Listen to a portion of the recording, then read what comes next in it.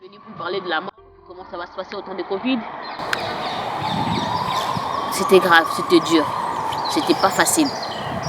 C'était pas facile, mon enfant sans péridurale, que je n'ai jamais porté, je l'ai juste porté à l'instant où j'avais accouché. Je ne l'avais plus jamais porté, cet enfant était branché, il était condamné à rester sur le lit parce qu'il y avait plein de sondes sur lui. Et ce même enfant-là me dit qu'il va partir. Sans pour autant qu'il me voie pendant 30-40 minutes.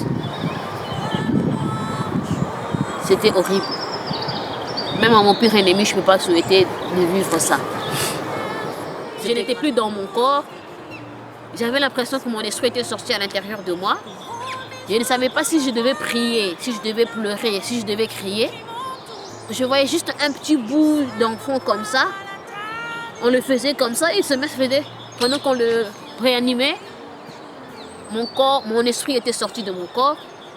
Je me suis souvenu d'une phrase parce que j'étais rentrée le soir vers chez moi. J'étais rentrée chez moi le soir pour voir mon autre fils. Ma tante m'avait appelé. Elle m'a dit, Déborah, nous on est des chrétiennes. Même quand tu es là à l'hôpital et que on te dit que ça va vraiment pas, cet enfant va mourir ou quoi que ce soit, il ne faut jamais écouter ce que le médecin dit. Toi, tu dois seulement dire merci Seigneur pour la vie de Naïm.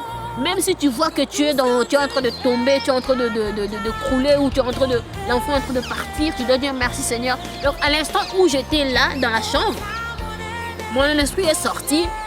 J'entends la voix de ma tante qui me dit, même si on te dit que l'enfant n'est plus, tu dois dire que merci Seigneur pour la vie de Naïm. Je suis tout de suite revenue en moi. Je commence à dire merci Seigneur pour la vie de Naïm. Merci Seigneur, Naïm n'était plus là. Et quand je reviens sur moi, j'entends, ça fait 8 minutes qu'il est parti.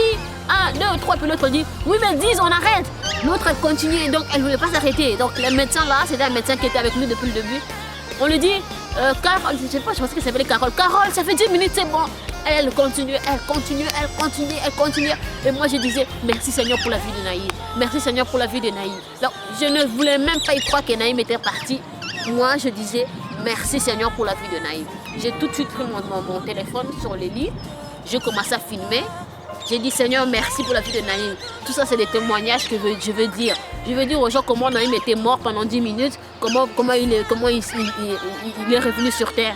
Merci Seigneur. Donc je filmais et je disais comme si il était déjà réveillé. Et moi, je disais que je vais montrer aux gens comment Naïm était mort et il est revenu sur lui.